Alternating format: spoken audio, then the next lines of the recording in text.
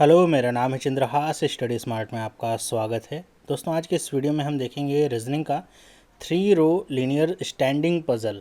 इसमें जैसे हम ज़्यादातर देखते हैं कि 2 रो होती हैं जिसमें लोग बैठे या खड़े होते हैं। यहाँ पे 3 रोज़ होंगी। ओके, इस तरह की एक प्रॉब्लम पिछले साल SBI PO में पूछी गई थी। उसी तरह की एक प्रॉब्लम ये आपके सामने मैं लेकर के आ रहा हूँ। तो चलिए देखते हैं प्रॉब्लम क्या है। प्रॉब्लम हिंदी में भी है, इंग्लिश में भी है। इसका जो पहला पैराग्राफ है वो हम यहाँ पे समझने का प्रयास करते हैं क्या यहाँ पे बताया जा रहा है।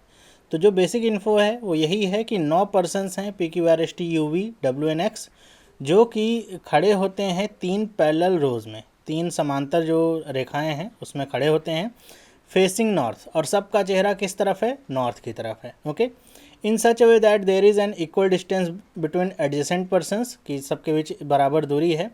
ईच रो कंटेन्स 3 पोजीशन, हर एक रो में 3 पोजीशंस हैं खड़े होने के लिए। तो आप ऐसे समझ सकते हैं 1 2 3 1 2 3 इस तरीके से खड़े हो रहे हैं कि पीछे एक और बराबर दूरी पे। लिखा हुआ है they speak different languages, Bengali, Hindi, English, Tamil, Telugu, Assamese, Marathi, Malayalam and Punjabi, but not necessarily in the same order. कि ये सारे लोग 9 अलग अलग भाषाएं बोलते हैं लेकिन किसी सेम ऑर्डर में नहीं है।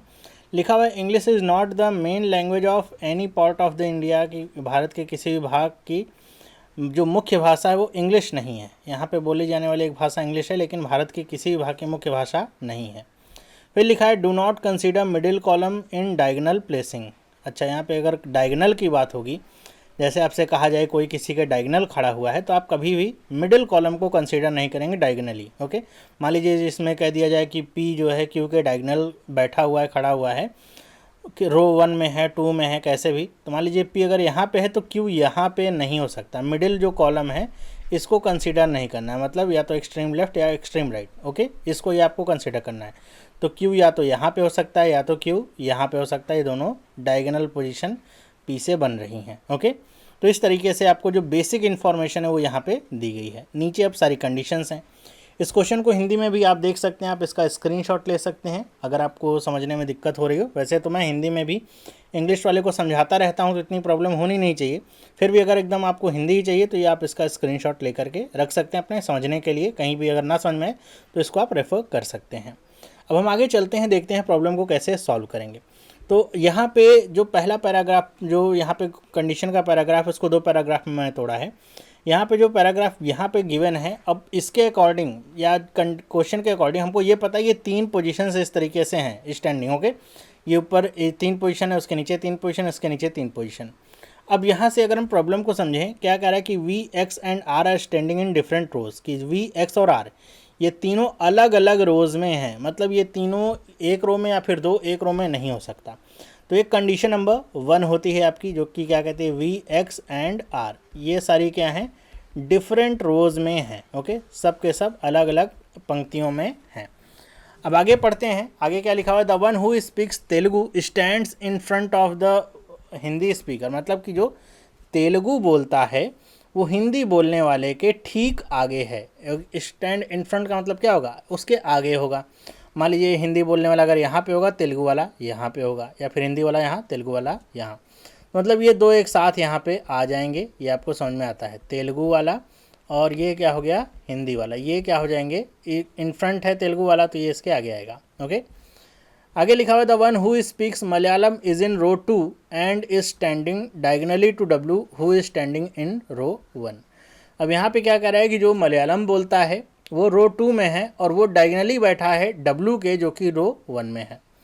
तो अब रो 1 कौन सा होगा, 2 कौन सा होगा, 3 कौन सा होगा? ये क्वेश्चन का जो बेसिक इन्फॉर्मेशन वाला पार्ट था उसमें नहीं गिवन था कि सबसे ऊपर वाला, सबसे आगे वाला रो 1 होगा, सबसे पीछे वाला रो 1 होगा, नहीं पता था।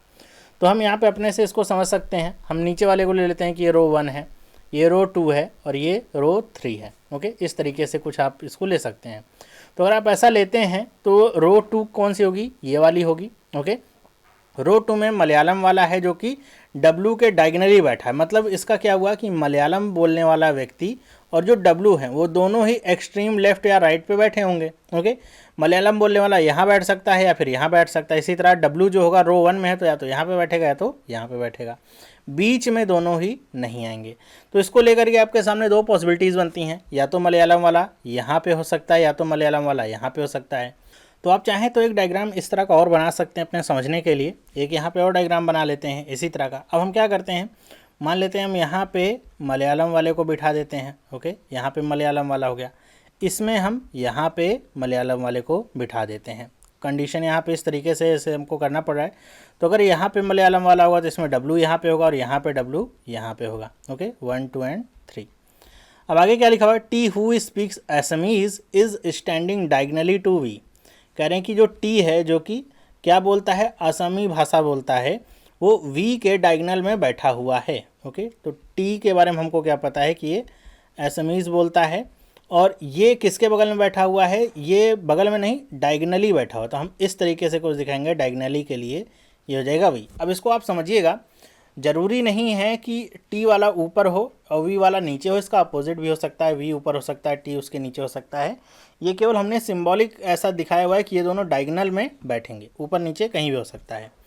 लिखा हुआ है Q is not standing in the row in which P is standing. कह रहे हैं कि जो क्यू है वो उस रो में तो नहीं बैठता, खड़ा होता है जिसमें पी जो है खड़ा हो रहा है। तो पी वाले रो में क्यू नहीं होगा, ये है। आगे लिखा हुआ है in row number 1 no person speaks any language that is mainly spoken in north India. कह रहे हैं कि जो रो 1 है उसमें नॉर्थ इंडिया की में ज़्यादातर जो बोली जाने वाली भाषाएं हैं वो नहीं बोली जाती हैं। मतलब जो भी उसमें खड़ा हो रहा है उसमें कोई भी ऐसा व्यक्ति नहीं जो कि नॉर्थ इंडिया में बोले जाने वाली भाषाएं बोलता है। ओके, तो आप इसको ऐसे दिखा सकते हैं कि यहाँ पे नॉर्थ इंडिया वाली भाषाएं नहीं बोली जा रही हैं। ओके, मतलब भाषाएं तो इंडिया की कहीं भी बोली जा सकती हैं, आपको साउथ इंडिया में भी हिंदी बोलने वाले मिल जाएंगे, लेकिन जो कहीं भी क्षेत्र की एक मुख्य भाषा होती है, जैसे अगर आप उत्तर प्रदेश, दिल्ली और इस सब जगह हैं तो हिंदी ज़्यादातर बोली जाती है भाषा। ओके, इसलिए हम इसको इस तरीके से देख रहे हैं, इस परिप्रेक्ष्य में आपको इसको समझना है, इसलिए लिखा हुआ है mainly spoken in north India. लिखा हुआ U and Q are in the same column. छठी कंडीशन है कि यू और क्यू जो हैं वो क्या हैं, सेम कॉलम में हैं, मतलब दोनों का कॉलम क्या है, सेम है। अगर मान लीजिए यू यहाँ पे होगा तो क्यू भी इसी के नीचे ऊपर होगा, ऐसे ही। आगे लिखा हुआ है the one who speaks English is standing immediate right और left to the person who speaks Telugu. कह रहे हैं कि जो व्यक्ति इंग्लिश बोलता है वो तेलुगु वाले के या तो इमीडिएट राइट में खड़ा है या तो इमीडिएट लेफ्ट में, मतलब उसके अगल बगल ही कहीं खड़ा होगा। कुछ आपके सामने ऐसा नहीं है कि आपको एग्जैक्टली पता है। तो इंग्लिश बोलने वाला तेलुगु बोलने वाले के या तो राइट या तो लेफ्ट में खड़ा होगा। लिखा हुआ है S does not speak Hindi and stands left to T. ध्यान रखिएगा, सही से पढ़ेंगे।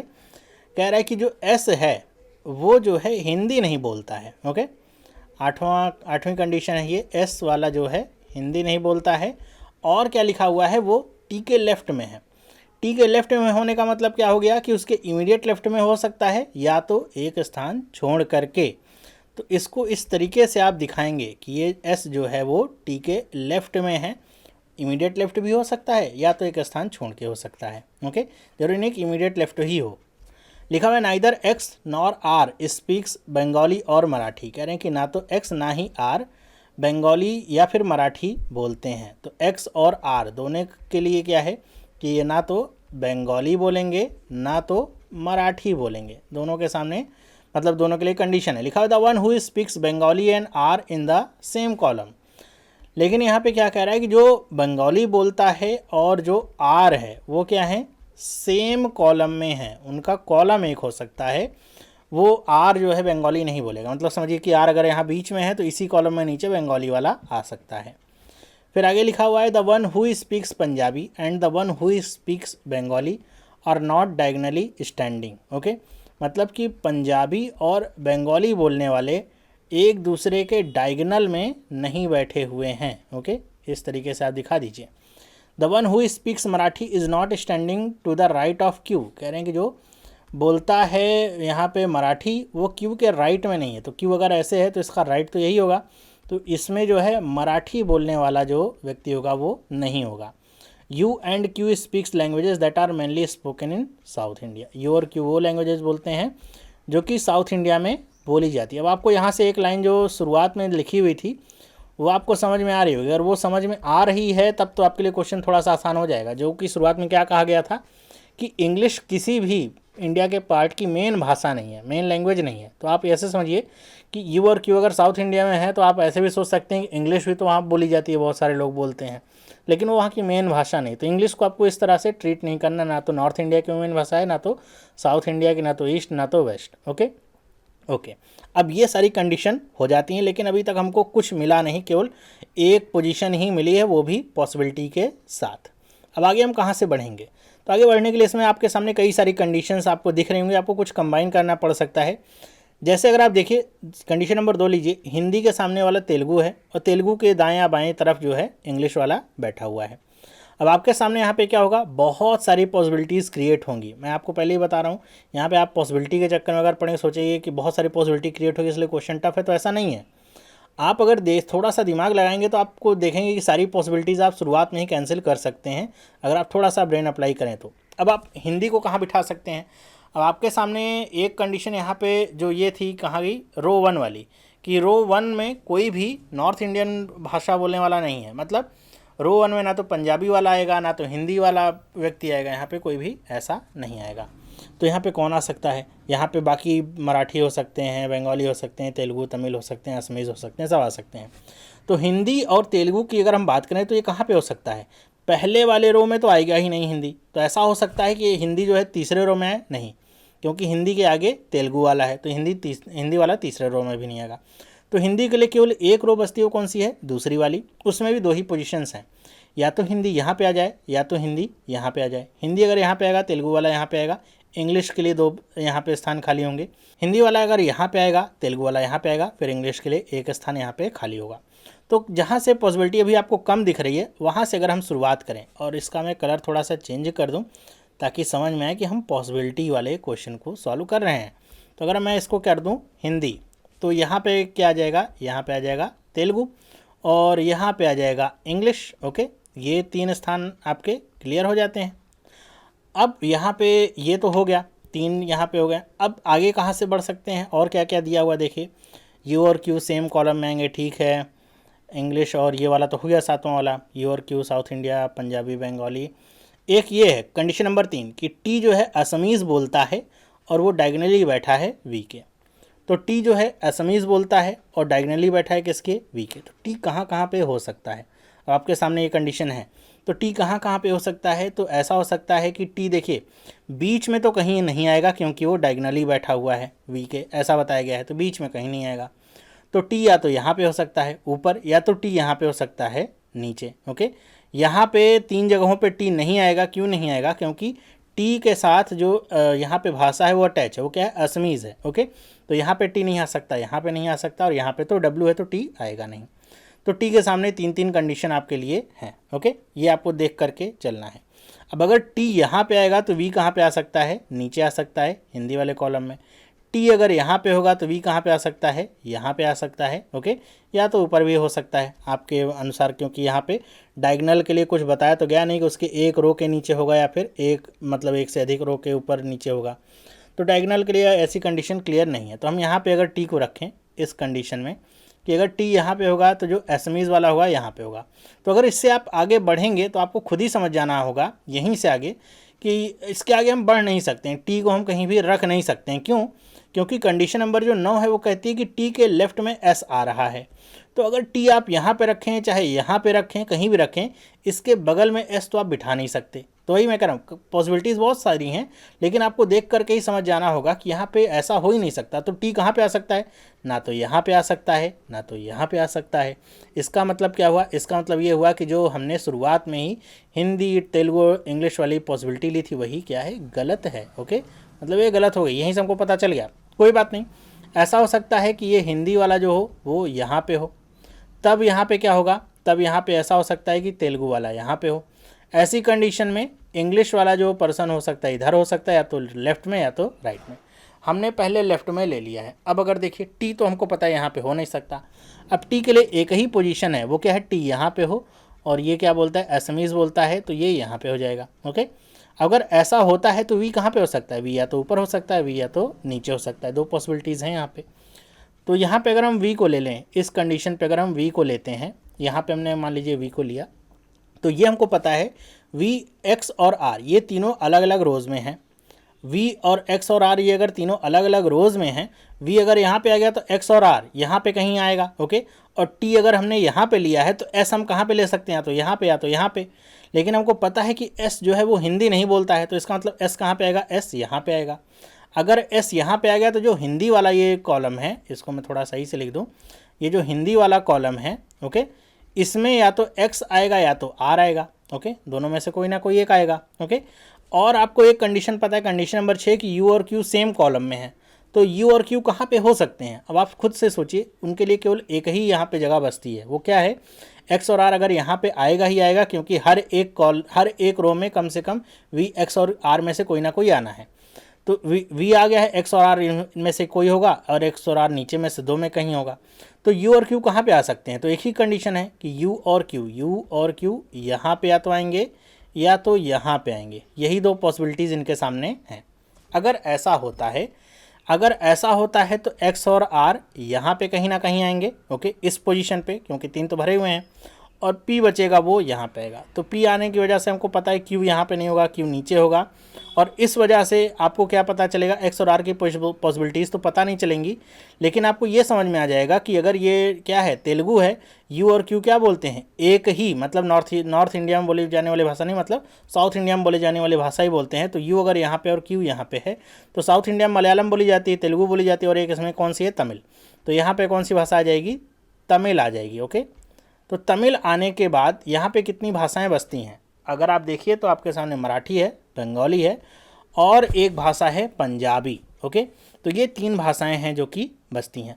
पंजाबी पहले वाले रो में नहीं आएगा, क्योंकि वो नॉर्थ इंडिया में बोले जाने वाली भाषा है, कंडीशन नंबर 5 के अनुसार। अब यहाँ पे नीचे वाले जो रो है उसमें कौन सी भाषा आएंगी, या तो मराठी या तो बंगाली। तो मराठी और बंगाली के लिए दो ही कॉलम है, यहाँ और यहाँ पे।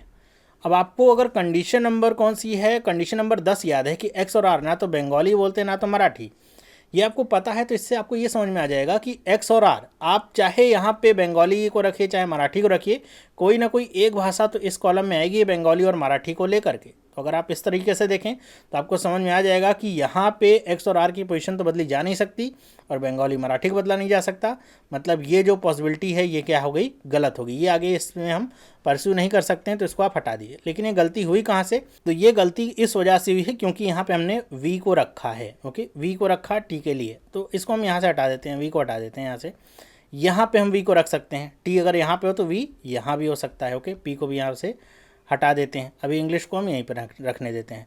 तो अगर वी यहाँ पे होगा, ओके, अब वी यहाँ पे हो गया तो एक्स और आर फिर से अब कंडीशन हो गई कि यहाँ पे कहीं ना कहीं होगा, और ऊपर वाले रो 3 में एक्स और आर कहीं भी हो सकता है, हमको अभी कोई कन्फर्मेशन नहीं है। फिर से वही यू और क्यू वाली कंडीशन है, वो कहाँ पे होंगे, सेम कॉलम में होंगे।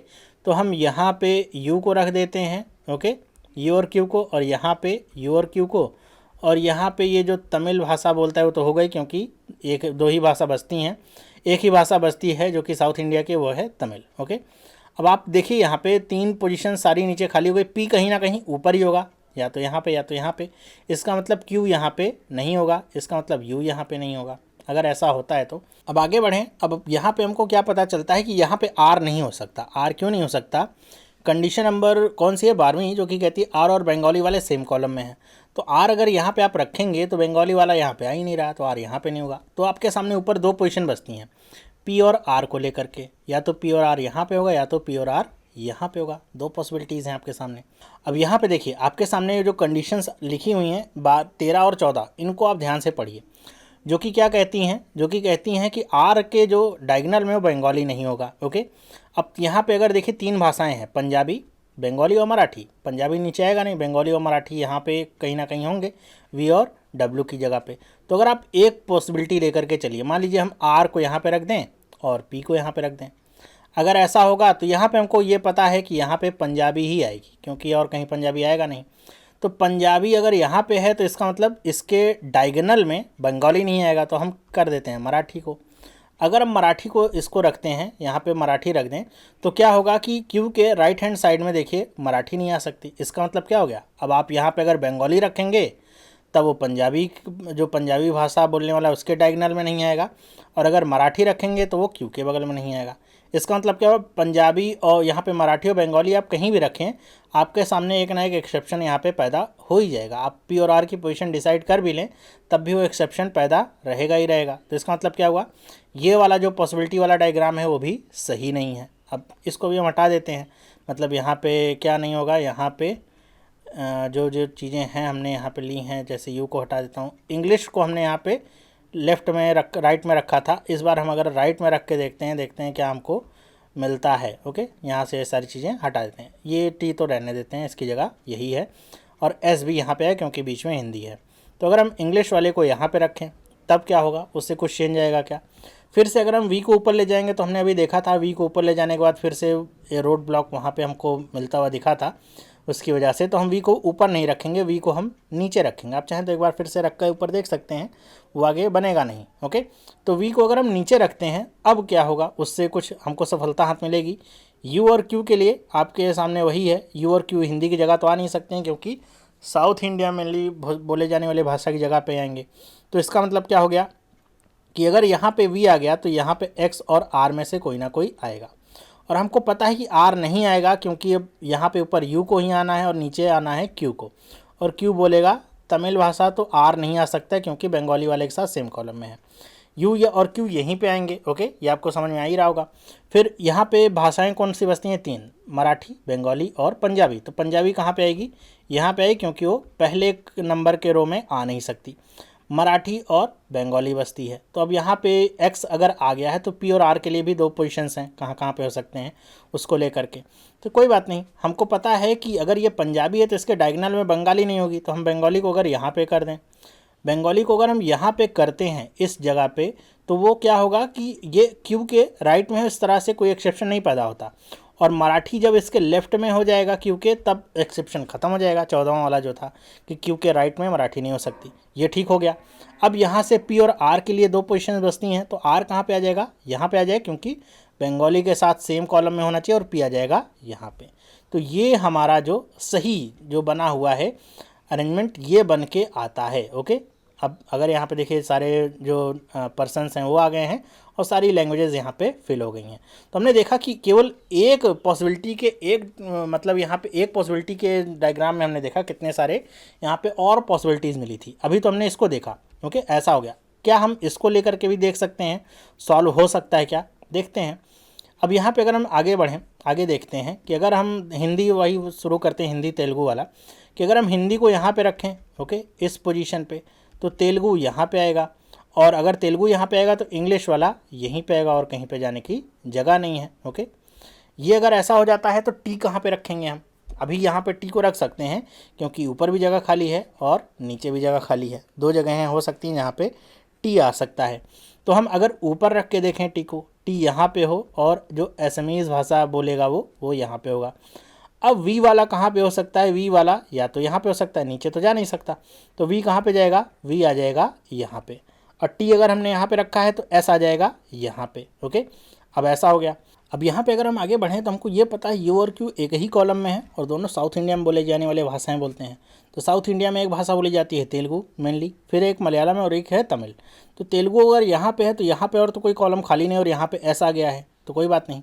यहाँ पे मलयालम वाला एक यहाँ पे है, तो यहाँ पे हो सकता है यू और क्यू में से कोई एक हो, तो एक इसके नीचे हो जाएगा यू और क्यू में से एक, और वो भाषा कौन सी हो जाएगी, तमिल हो जाएगी। ये बात तो आपको समझ में आ रही है। ऐसा अगर होता है तो अब कितनी जगहें यहाँ पे खाली हैं, आपको पता है वी यहाँ पे है, ऊपर देखिए तो एक या तो एक्स आर में से यहाँ पे आएगा और एक्स और आर में से कोई ना कोई एक यहाँ पे आएगा, बीच में एक जगह खाली बचती है वो पी की हो जाती है। और भाषा को अगर आप देखिए तो यहाँ पे पंजाबी आ जाएगी। ओके, अब बंगाली और मराठी 2 ही भाषाएं बसती हैं, तो दोनों में से एक ना एक तो यहाँ पे आएगी ही आएगी, बंगाली और मराठी। और आपको पता है एक्स और आर दोनों में से ही कोई भी ये भाषाएं बोलता नहीं, फिर से वही एक्सेप्शन आ गया। इसका मतलब क्या हुआ, ये गलत हो गया, हम इसमें आगे इस तरीके से नहीं बढ़ सकते हैं। ओके, इस तरीके से आगे नहीं बढ़ सकते हैं। तो यहाँ पे गलती कहाँ पे हुई है, तो ऐसा हो सकता है कि टी को हमने यहाँ पे लिया था और वी को यहाँ पे लिया था, इस वजह से गलती हुई हो। अब कोई बात नहीं, अगर हम ऐसा कर लें इसको कि हम टी को यहाँ पे ले लें, ओके, टी हो जाए, ये असमीज़ जो है बोलता है। अब आप एस को कहाँ पे रखेंगे, तो आप एस को यहाँ से हटा दीजिए। ओके, एस को हम यहाँ पे रख सकते हैं, एक जगह जो खाली है यहाँ पे। अगर हम ऐसा करते हैं तो वी कहाँ पे हो सकता है, वी या तो यहाँ पे हो सकता है या तो वी ऊपर जा सकता है। दो जगहें इसके लिए खाली हैं, कोई बात नहीं। वी को हम यहाँ पे अगर रखें तो अब बाकी भाषाएं क्या हो जाएंगी। अब देखिए अगर हम ऐसा करते हैं तो यहाँ पे डब्ल्यू एस और टी आ गया, तो एक्स वी और यहाँ पे वी एक्स और आर, तीन यहाँ पे तीन लोग हैं जो अलग अलग रोज़ में हैं। तो जो रो नंबर 1 है उसमें ना तो वी आ रहा है, ना तो एक्स आ रहा है, ना तो आर आ रहा है। इसका मतलब वी की जो पोजीशन है ये सही नहीं है, ना तो ये जो एस और टी की पोजीशन है ये सही है। ओके, मतलब टी को अगर हम नीचे रखेंगे एस के लिए एक ही जगह बचेगी, तो फिर आगे हम और कहाँ बढ़ पाएंगे, तो आगे ये नहीं बढ़ सकता। इसका मतलब क्या हो गया, ये जो हमारी अरेंजमेंट है ये सही नहीं है, इसको हम हटा देते हैं। ऐसा हो सकता है कि हिंदी यहाँ पे हो, ओके, और तेलुगु यहाँ पे हो और इंग्लिश यहाँ पे हो, ऐसा होगा तो हम टी को कहाँ पे रख सकते हैं। फिर टी के लिए एक ही जगह बचती है, वो है ये वाली कि टी जो है एसएमईज हो। फिर से अगर हम टी को यहाँ पे रखेंगे तो फिर से एस यहीं पे आएगा और फिर से पहली रो में वी एक्स आर में से कोई नहीं आएगा। इसका मतलब क्या हुआ, ये भी सही नहीं है। तो इसके लिए हो सकता है कि हम इंग्लिश को इधर रख दें, तो कुछ मिलता है क्या, हाँ एक पॉसिबिलिटी हमको ये मिलती है, टी यहाँ पे नहीं होगा, एस यहाँ पे नहीं होगा, तो टी यहाँ पे हो जाएगा। उसमें मतलब आपको एक यहाँ पे पॉसिबिलिटी मिल जाती है, यहाँ पे एसएमईज हो जाएगा। अब वी कहाँ पे हो सकता है, वी या तो यहाँ पे नीचे हो सकता है दूसरे नंबर पे, क्योंकि डब्ल्यू की जगह तो जाएगा नहीं, तो वी को हम यहाँ पे रख देते हैं। और फिर एस कहाँ पे हो सकता है, तो एस यहाँ भी हो सकता है तेलुगु वाले के साथ, और एस इंग्लिश वाले के साथ भी हो सकता है। दो इसके सामने पॉसिबिलिटीज़ हैं एस के होने की। मान लीजिए एस यहीं पे कहीं पे होगा, तो इससे होगा क्या कि यहाँ पे कुछ भाषाएं हैं, जैसे ऊपर वाली रो में देखें तो एक भाषा जो पंजाबी है वो रो 1 में होगी नहीं, यहाँ पे होगी, तो हम इसको यहाँ पे फिट कर सकते हैं। बाकी के नीचे की 3 रो में आपके सामने 3 जो लैंग्वेजेस हैं वो बाकी हैं, वो कौन सी, एक तमिल, एक मराठी और एक बंगाली। अब यू और क्यू की पोजीशन के आधार पे हमको देखना होगा। मान लेते हैं हम एस को इस बार यहाँ पे नहीं, हम एस को यहाँ पे मान लेते हैं। तो उस आधार पे अगर हम देखें तो यू और क्यू में से अगर हम यहाँ पे लाएँ, यू को हम यहाँ पे ला सकते हैं। यू को अगर हम यहाँ पे रखेंगे तो आप फिर से देखिए condition number 1 V X R वाली, उसका यहाँ पे वायलेशन होता है कि रो नंबर 3 में तीनों में से कोई भी नहीं है। इसका मतलब यू को हम यहाँ पे नहीं रख सकते। इसका मतलब क्या हो गया कि यू को हम यहाँ पे रख सकते हैं, यू यहाँ पे हो और क्यू यहाँ पे हो। ओके, इसका उल्टा भी हो सकता है, आप चाहें तो आप करना चाहें तो देख सकते हैं। बस पी जहाँ पे होगा क्यू उस पोजीशन पे नहीं होगा। तो यू अगर यहाँ पे आ जाए, मान लीजिए यू और क्यू ऐसे मैं रख देता हूँ अगर कन्फ्यूजन है, और यहाँ पे फिर कौन सी भाषा आ जाएगी, तमिल आ जाएगी। तो यहाँ पे अगर वी है तो एक्स और आर में से कोई ना कोई एक यहाँ पे आएगा। ओके, यहाँ पे आएगा, और फिर यहाँ पे एक्स और आर में से कोई ना कोई यहाँ पे आएगा। फिर से वही बंगाली और मराठी वाला, फिर से यहाँ पे वही उत्पन्न हो जाएगा प्रॉब्लम कि दोनों में से कहीं ना कहीं तो उनको रखना पड़ेगा, और दोनों ही एक्स और आर में से नहीं बोलते हैं। इसका मतलब ये वाला जो हमारा है ये भी सही नहीं बैठ रहा है। मतलब टी को हमने लिया यहाँ पे और यहाँ पे वी को रखा तो नहीं हुआ। ऐसा आप कह सकते हैं कि हम एस को अगर यहाँ पे रख के देखें तो क्या हो सकता है, अगर आप एस को यहाँ भी रख दीजिए। ओके, मान लीजिए एस को मैं यहाँ पे रखता हूँ, तो उससे कोई यहाँ पे जो भी प्रॉब्लम है वो चेंज नहीं होती है। कैसे नहीं चेंज होती है, क्योंकि एस को यहाँ पे रखेंगे तो यू को आप अगर सोच रहे थे तो गलत बात थी। शुरुआत में ही था कि रो 3 में वी एक्स आर में से कोई नहीं आ रहा था। एस को अगर आप यहाँ पे रखेंगे तो भी इससे होगा क्या, फिर से वही होगा कि वी अगर यहाँ पे है तो एक्स और आर में से कोई ना कोई एक यहाँ पे होगा, एक्स आर में से कोई ना कोई एक यहाँ पे होगा। क्योंकि एक रो में एक ही हो सकते हैं तीनों में से, तो डबल तो कर नहीं सकते हम। ओके, तो इस तरीके से फिर से वही कंडीशन उत्पन्न होती है। तो इसका मतलब क्या हुआ, ये वाला जो डायग्राम है वो सही नहीं हो रहा। हमने सारी पॉसिबिलिटीज़ लगा के देखी, हमने हिंदी, इंग्लिश और तेलुगु की पोजीशन बदल के देखी, टी और वी की पोजीशन बदल के देखी, कुछ भी सही नहीं हुआ। तो आप इसको काट सकते हैं कि ये जो है सही नहीं होगा। तो एक ही आपके सामने सही बचता है, वो है ये वाला अरेंजमेंट। मुझे उम्मीद है आपको ये समझ में आया होगा।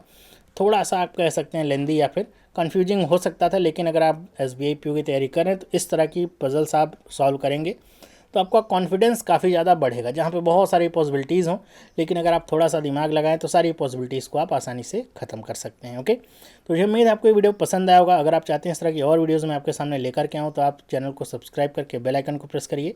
अब हम मिलेंगे नेक्स्ट वीडियो में, तब तक के लिए have a nice day and bye.